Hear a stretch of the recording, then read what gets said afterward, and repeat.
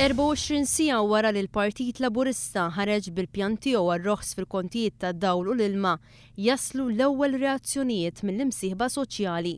Ir-rappreżentanti ewlenin mill-qasam tal-industrija laqgħu b'sodisfazzjon dan il-pjan u qalu li dan il-pjan joffri dak li kienu ilhom jitolbu u li kienu ilhom jistennew illi jsir. Mawa News, il-President tal-Assoċjazzjoni ta' min ħaddem l-MEA, Joshua Zammit, iddeskriva il-pjan bħala wieħed kuraġġuż. Zammit qal li dan il-pjan jindirizza żewġ aspetti kruċjali. L-ewwel is-sens ta' urġenza li hemm biex isir xi ħaġa fil-qasam tal-enerġija u t-tieni it-traħħis fil-kontijiet tad-dawl u l-ilma li qed jgħeddu l-kompetittività ta' pajjiżna. Minn dak li rajna huwa pjan ambizzjuż ħafna huwa pjan kuraġġuż ħafna ma li qed jindirizza ġiex affarijiet kruċjali. L-ewwel ħaġa jindirizza s-sens ta' urġenza li għandna bżonn f'dan is-settur u t-tieni ħaġa jindirizza l-fatt illi l-enerġija u l-kost tal-enerġija huwa fattur essenzjali għall kompetittività ta' dan il-pajjiż. Fis-stqarrija li l-MEA ħarġet qalet li se tagħti l-appoġġ tagħha għal kull sforz li se jsir biex titnaqqas il-burokrazija li tista' xxekkel it-twettiq ta' dak propost f'dan il-pjan.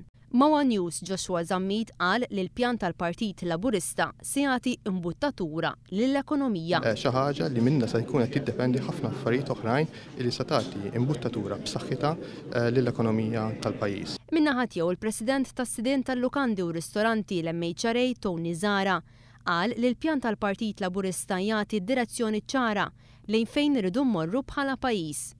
Il-President tal-MHRA qal li bil-pjan tal-Partit Laburista ir-roħs fil-kontijiet li talbet l-MHRA jista' jseħħ. Lejn Malta hija problema kbira u llum qed nisimgħu xi ħaġa illi jagħtina